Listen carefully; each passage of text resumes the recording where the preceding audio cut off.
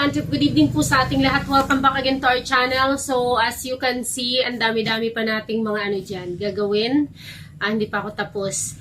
Busy kasi pag-araw at sa gabi lang nakakatutok. Ito marami pong nagtatanong, share ko sa inyo kasi tamang-tama nag-ayos ako ng mga rear hub. Madalas pong nangyayari yung sa mga City 125, Badja City 125 at Badja City 100D. Ang mahirap kasi hanggang ngayon wala kaming planch hub ng ano ba tawag dito, ng Badja City 125, pero may planch hub ng City 150 at saka ng mga 100. May nagtanong nito sa akin kung ano ba ang pwede, kasi ang hirap nga daw maghanap ng hub ng Badja City 125. Yes, mahirap pa maghanap ng rear hub ng Badja City 125 at ng planch hub niya.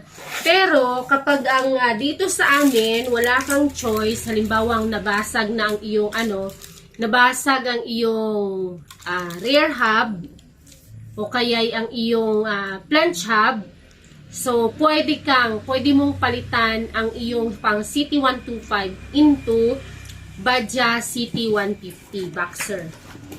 So, ito actually wala akong hub ng 125. Pero, ayan. Kung Badja City 125 ang iyong motor, pwede kang bumili ng pang City 150. Kasi pareho ang Badja 125 at 150 ng damper.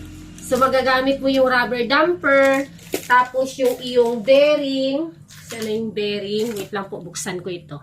Ayan. So, ito yung planch hub actually ng pang Badja City 150. Ang sa kasi, ang sa City 125, anim ang butas kasi anim ang sprocket ng Badja City 125. Just like this. Ito. Anim ang butas niyan. 1, 2, 3, 4, 5, 6. Samantalang ang sa City 150 naman ay 4 lang, pang TMX lang. Pero, kapag nagpalit ka ng pang boxer from City 125, kailangan mong magpalit ng planch hub because yung kanilang sprocket ay magkaiba. Ang damper, pwede mong magamit. Magagamit mo ang damper mo dito. Tapos, ang iyong, ang brake shoe nila, magkapariho din. Magkapariho ang brake shoe ng Badja City 125 at ang pang City 150, ang boxer. Then, ang bearing nila at ang axle, pareho din. Pero, magpapalit ka ng, ayun na nga, ulitin natin. Kung ang iyong motor ay Badja City 125, pwede mong palitan ng pang boxer. Kasi pareho sila ng axle, pareho ng bearing. Pero magpapalit ka rin ng iyong planch hub. Ayun, magpapalit ka ng planch hub. Ang brake panel ay pwede. Magagamit mo ang brake panel, pwede siya. Medyo konting lang dito. Medyo konting bawas kasi makapal yung medyo makapal yung damper.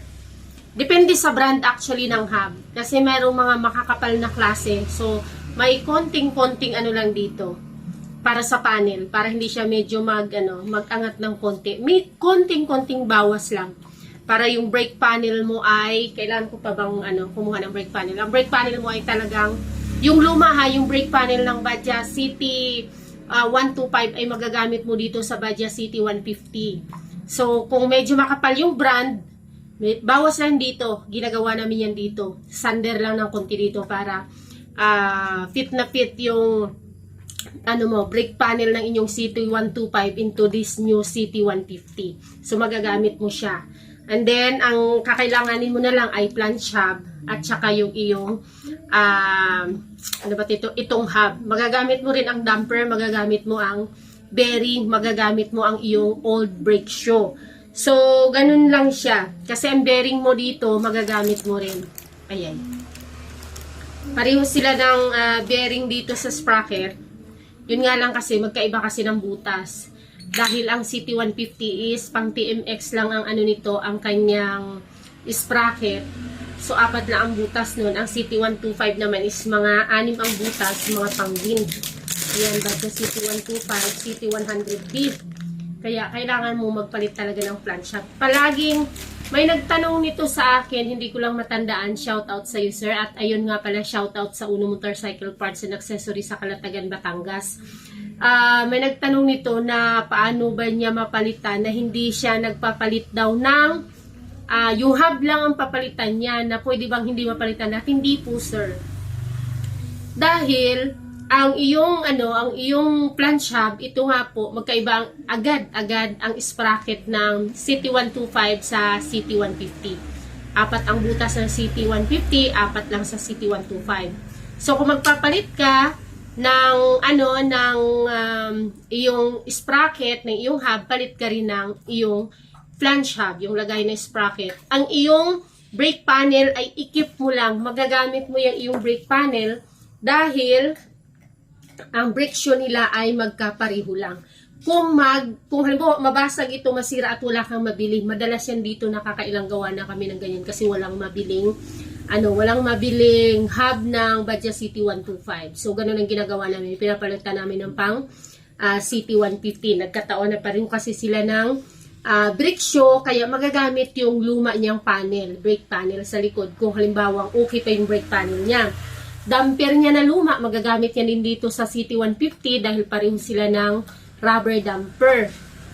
Bearing, ayan, pareho din. Tapos axle, pareho din. Magagamit niya din yung kanyang spacer dito. Yung spacer. Yung ginaanuhan ng bearing. Yan, dito kasi ito. Dito. Spacer dito. So, magagamit niya yun. Yan. Siyempre, pati ang sprocket bolt, mapapalitan na rin siya kung sa luma yon. Pero kung kasya naman at nagtitipid talaga, nagagawa niya ng paraan. Ito siya. So, ang diskarte, halimbawa, pag try nyo kasi ng ganun, ay, medyo umaangat. Diskarte lang yan. Pag nasa shop, ito kunting bawas lang dito ng ng kunting sander lang. Pag matangkad kasi ito, para sumalpak ng fit na fit yung iyong brake panel.